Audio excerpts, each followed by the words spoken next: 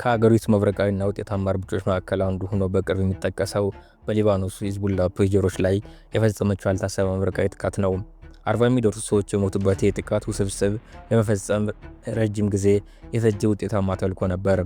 ሰላም ጤና ይስጥልኝ ውድ የዩቲዩብ ቻናል ተከታታዮቻችን፣ ከኢትዮጵያ እስከ አርጀንቲና ዓለምን ያስገረሙ የእስራኤሉ የስለላ መስሪያ ቤት ሞሳድ ስኬታማ ኦፕሬሽኖች በዝርዝር እናያለን። ዳዊት ነኝ። እስከ ቪዲዮ ፍጻሜ አብራችሁን ቆዩ። ወደ ቪዲዮ ከማለፋችን በፊት ቪዲዮ እንደምትወዱት እርግጠኛ ስለሆንኩ ላይክ አድርጋችሁ ወደ ቪዲዮ እናምራም። በቀጣይ እንደሚያስገርም ቪዲዮ ስለቅ መልእክት እንዲደርሳችሁ ሰብስክራይብ አድርጋችሁ የደወል ምልክቱን ተጫኗት።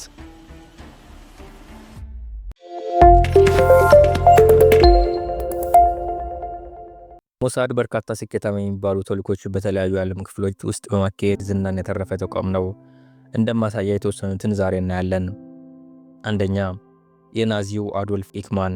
ሞሳድ ከሚታወቅባቸው የስለላ ስራዎች አንዱ በአውሮፓውያኑ 1960 የናዚ ጀርመን ጦር መኮንን የሆነው አዶልፍ ኤክማን ከአርጀንቲና አፍኖ ያወጣበት ሴራው አንዱ ነው።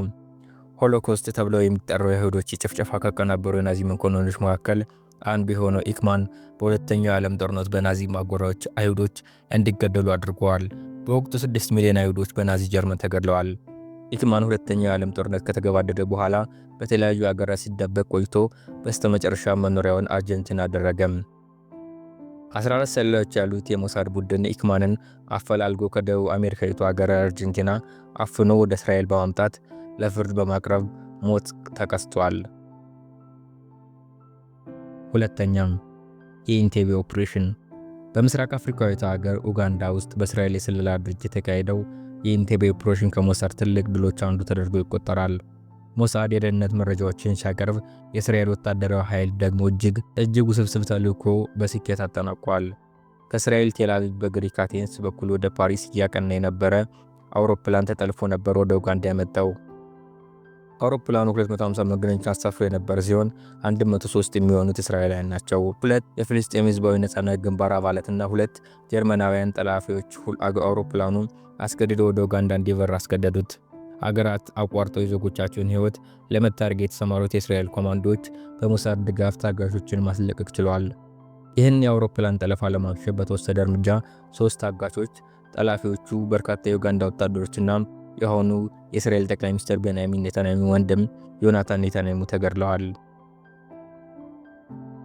ሶስተኛም፣ ቤተ እስራኤላውያንን ከኢትዮጵያ መውሰድ። ሌላው ሞሳድ ካከናወናቸው ኦፕሬሽኖች ስኬታማ የሚባለው 7000 ኢትዮጵያውያን አይሁዶች ከኢትዮጵያ በሚስጥር በማስወጣት በሱዳን በኩል ወደ እስራኤል ለመውሰድ የተደረገው ነው። ይህ የሆነው በ1980ዎቹ ሲሆን ሞሳድ ከጠቅላይ ሚኒስትር ሜኑሄም ቤጊን በተሰጠው ትዕዛዝ መሰረት አስተኛ የዳይቪንግ ሪዞርት መዝናኛ ስፍራ ሽፋንን ተጠቅሞ ቤተ እስራኤላውያን ከኢትዮጵያ ወደ እስራኤል መጓጓዝ ችሏል። ሱዳን በወቅቱ የእስራኤል ጠላት የሆነው የአረብ ሊግ አባል ነበረች። የሞሳድ አባላት በሱዳን የቀይ ባህር ወደብ አካባቢ ሪዞርት አቋቁመው ነበር። ይህ ሪዞርት ለሰላዮቹ እንደ ካምፕ ሆኖ ነበር የሚያገለግለው። ሰላዮቹ ቀን ቀን የሆቴል ሰራተኛ ሆነው ያገለግላሉ። ማታ ማታ ደግሞ ከኢትዮጵያ በእግራቸው የመጡ አይሁዶችን በድብቅ በአውሮፕላንና በባህር ያጓጉዛሉ። ይህ ኦፕሬሽን ቢያንስ ለ5 ዓመታት የቆየ ሲሆን የሰላዮቹ እንቅስቃሴ በተጋለጠበት ወቅት የሞሳድ ቡድን አባላት ሱዳን ለቀው ወጥተው ነበር። አራተኛም፣ የሙኒክ ኦሎምፒክ አጸፋ። በአውሮፓውያኑ 1972 የፍልስጤሙ ታጣቂ ቡድን ብላክ ሴፕቴምበር በሙኒክ ኦሎምፒክ ለመሳተፍ የሄዱ 2 የእስራኤል ኦሎምፒክ ቡድን አባላትን ገድሎ 9 ደግሞ አገታቸው። በወቅቱ የምዕራብ ጀርመን ፖሊስ ታጋቾችን ለማስለቀቅ ጥረት ቢያደርግም ባለመሳካቱ 9ኙም ታጋቾች ተገደሉ። በዚህ ጥቃት ውስጥ እጃቸው አለበት የተባሉትን ለመበቀል ዓላማ ይዞ አደን ያካሄደው ሞሳድ ሙሐመድ ሐምሺርን ጨምሮ በርካታ የፍልስጤም ነፃ አውጪ ቡድን አባላትን ኢላማ ማድረግ ጀመረ። ሙሐመድ ሐምሺር ፓሪስ በሚገኝ መኖሪያ ቤቱ ስልክ ላይ በተጠመደ ፈንጂ አማካኝነት ተገደለ። ሐምሺር በፍንዳታው አንድ እግሩን ካጣ በኋላ ነው ከቀናት በኋላ በደረሰበት ጉዳት ምክንያት ለሞት የበቃው። አምስተኛም፣ የሃያ አያሽና የሚፈነዱ ስልኮች። በተመሳሳይ በ1996 በተካሄደው ኦፕሬሽን የሃያ አያሽ የተባለው ለሐማስ ቦምብ የሚሰራው ግለሰብ ሞቶሮላ አልፋ የተሰኘው የግንኙነት ሬዲዮ ላይ በተጠመደ 50 ግራም የሚመዝን ፈንጂ አማካኝነት ተገደለ። የሐማስ ወታደራዊ ክንፍ ተጽዕኖ ፈጣሪ መሪ የነበረው አያሽ ቦምብ በመስራት ጥበቡና የእስራኤል መሰረተ ልማቶች ላይ ያነጣጠሩ ውስብስብ ጥቃቶችን በማቀነባበር ይታወቃል። በዚህ ድርጊቱ ምክንያት ነው በእስራኤል የደህንነት መስሪያ ቤቶች ዘንድ እጅግ ተፈላጊ ሰው የሚል መዝገብ ላይ የሰፈረው። በአውሮፓውያኑ 2019 እስራኤል ግድያውን በተመለከተ ደብቀው የነበረውን መረጃ ለሕዝብ ይፋ ያደረገች ሲሆን ቻናል 13 የተባለው ቴሌቪዥን ጣቢያ አያሽ ከመሞቱ በፊት ከአባቱ ጋር ያደረገውን የስልክ ልውውጥ አስደምጧል። የአያሽ እና ሐምሽር ግድያ ረቀቀ ቴክኖሎጂን በመጠቀም የሚፈጸም ግድያ ምሳሌዎች ናቸው። ስድስተኛም ታንቆ የተገደለው መሐመድ አል-ማቡህ። የሐማስ ነባር ወታደራዊ መሪ የነበረው መሐመድ ማቡህ በአውሮፓውያኑ 2010 ነበር ዱባይ ውስጥ በሚገኝ ሆቴል ውስጥ የተገደለው። መጀመሪያው ሰውዬ ተፈጥሯዊ ሞት ይመስል ነበር። ነገር ግን የዱባይ ፖሊስ የጸጥታ ካሜራውን ካጠኑ በኋላ መሐመድ በሰው እጅ እንደተገደለ ለማወቅ ችለዋል። ፖሊስ ቆየት ብሎ ባወጣው መግለጫ መሐመድ በመጀመሪያ በኤሌክትሪክ ንዝረት ከተገደለ በኋላ ቀጥሎ እንደታነቀ ይፋ አደረገ። ከግድያው ጀርባ የእስራኤሉ ደህንነት መስሪያ ቤት ሞሳድ አለበት መባሉን ተከትሎ በዩናይትድ አረብ ኤሚሬትስ እና በእስራኤል መካከል ያለው ግንኙነት ሻክሮ ነበር። ነገር ግን የእስራኤል ዲፕሎማቶች በተደጋጋሚ ግድያው በሞሳድ ስለመፈጸሙ የሚያሳይ መረጃ የለም ሲሉ ተከራክረዋል። በግድያው አልተሳተፍንም የሚል አስተያየት ሰጥተው አያውቁም። ይህ የእስራኤል ፖሊሲ ነው። አገሪቱ በመሰል ጥቃቶች አሊያም ግድያዎች ላይ እርምጃ ይኑሩበት አይኑሩበት መግለጫ አትሰጥም። ለየትኛውም ክስተት ማረጋገጫም ሆነ ማስተባበያ ሰጥታ አታውቅም። ያልተሳኩ የግድያ ሙከራዎች። ምንም እንኳን ሞሳድ በርካታ የተሳኩ ኦፕሬሽኖችን ቢፈጽምም ታዋቂ የሆኑ ያልተሳኩ ግድያ ሙከራዎችን አካሂዷል።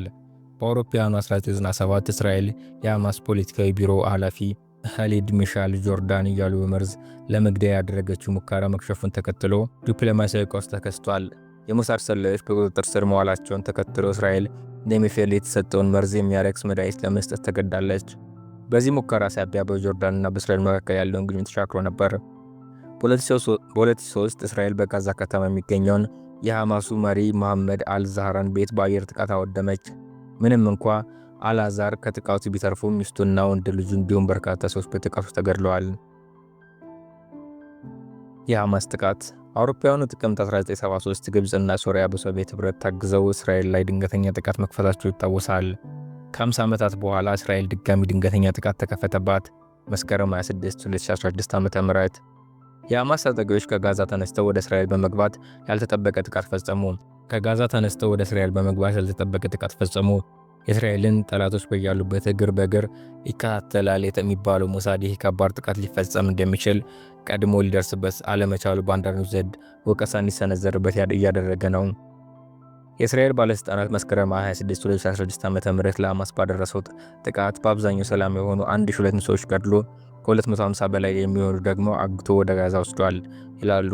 ለሐማስ ጥቃት ምላሽ ለመስጠት በሚል በእስራኤል በጋዛ ሰርጥ ላይ ጦርነት ከፍታ አሁን ድረስ እየተካሄደ ነው።